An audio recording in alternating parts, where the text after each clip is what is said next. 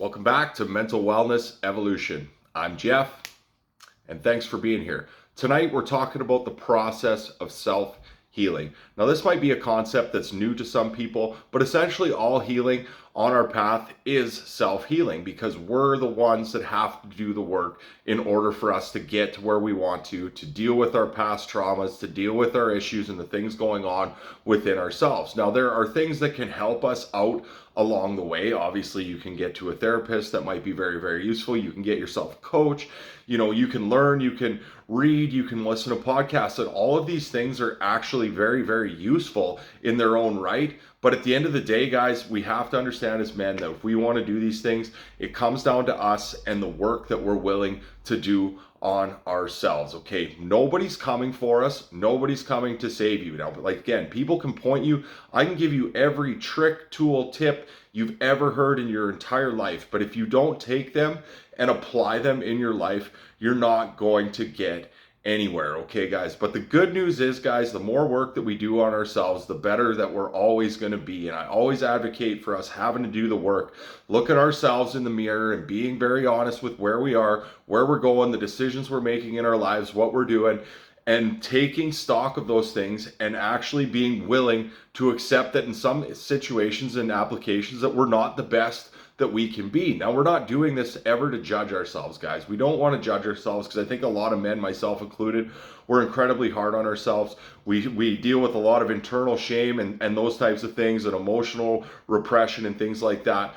But it's also important, guys, I think that we should be striving to be the best man that we can be, not only for ourselves, but for all the people in our lives that we love, that we protect, that, our wives, our kids, our mothers, our friends, all of these people. When we're the best versions of ourselves, we give that to them as well, okay? We can pour better from a full cup than from an empty one, okay?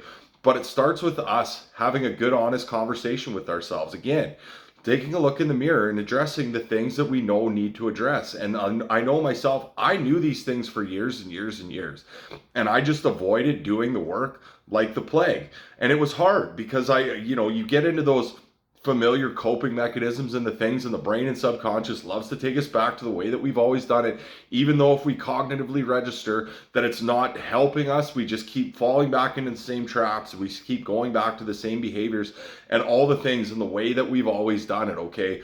But sometimes we got to draw that line in the sand, and we start really truly getting down that path when we kind of get sick and tired of our own garbage, our own BS. We stop telling lies to ourselves and we start to admit that, hey, you know what? I can do better. Some of these things are actually a problem in my life, and they are within my control, because the things that are within our control, guys, are the things we need to work to improve. That's where we need to look at ourselves and say, you know what? Hey, you know what? I'm drinking too much. You know what? I need to eat better. You know what? I need to be more present with my kids. You know what? I need to be a better partner, and I need to get better at conflict situations and things like that. Those are all the things within our hands, guys. I mean, you can't predict the universe and the world and what's kind of going on in the external world on a day-to-day basis, but we can always control what's going on inside of ourselves. And the better we get at doing that type of thing, we're going to bring that healing of ourselves back forth into the world, because most people, and it kind of never stops either, guys. We keep getting better, but don't get trapped in this whole, like, we need to constantly be healed to actually enjoy our lives. But I think as humans, we should be striving to continuously get better, to continuously be like, hey man, there's a part of me that I can improve. I like to compare it to, like, kind of like being like your video game character. If you're playing Madden, people play Madden and they've got all their statistics lined up, and it's like, oh, speed, acceleration, 99, but there's always those weak parts of ourselves. And if we can recognize those aspects within ourselves and seek to improve them, that just makes us better on the whole, okay? Like, it's very easy sometimes to focus on all the things that we're actually good at in our lives, but what if we could make our weaknesses our strengths? Well, like, imagine how good we could be as a man if we looked at all the places that we perceive as weaknesses and say, hey, I can improve in this area. It's not that we need to fix things, guys, too. That's another thing where it's kind of a trap. I need to fix this. Well, no, because that insinuates that we're broken, and we don't want to go there. And I struggled with that one for many, many, many years. I felt entirely broken, and I felt like there was always something I had to fix about myself because I was broken. There was actually nothing ever actually wrong with me, not anything that was actually broken, but when I got honest with myself, I saw that there was areas in my life that I could improve, that I could get better, and it's inspiring to me. It was never something that I kind of judged myself. I did it for years, but when I got to a certain point, it was like, okay, I can do the work on these things to get myself better. I'm bad with emotional regulation. That's something I can improve on. I have terrible self-talk and a horrible inner critic. That's something that I can work on silencing myself. I have a negative self-image because I'm very overweight. That's something that I can work to improve on myself. And it was always just about improving, guys. It was never about fixing something that was broken. And the better we get at that, that's how we facilitate the healing aspect of ourselves. It was just me going into myself. Now, did I have the things along the way that helped me? Absolutely. I saw psychologists, I saw psychiatrists. I read a ton of books. I've listened to a ton of podcasts. I've got great follows on social media. And I just, I took all of these things, but then I went to work on myself. It's just like I said, somebody can give you all the gym advice in the world, and unless you actually go to the gym and physically put in the work, you're not going to get any benefits from it. And that's kind of the path of self-healing, guys, because again, you can have all the answers, but if you don't apply them in your life, you're not going to get any benefits. You're not going to see any improvements. You're just going to stay right where you are, okay? So that's where we need to go to work on ourselves, but understanding, like, we don't need thousands and thousands of dollars worth of therapy and all these types of things, especially in the modern day. Like, I learned probably 90% of the stuff that I know outside of the therapeutic process. And then it was just about me picking and choosing the things that work for me, putting them into an application, a game plan, if you will. I like sports analogies because I'm a sports guy. But it's like, you set out the game plan. You set up your day. I need to do this, this, this, and this. And you do that and you continue to execute that on a day-to-day basis, you're going to get better in every facet of your life, guys. You're going to get better emotionally, you're going to get better mentally, you're going to get better physically, you're going to get better spiritually. It has to happen. If you're putting in the work to improve yourself in those areas, with time, it will come. Now, it's not something that we can just do once or twice and just saint ourselves. Again, this is a process, guys. And I mean, I'm 5 years down the road of like real growth and working hard on myself to be a better person, be a better man.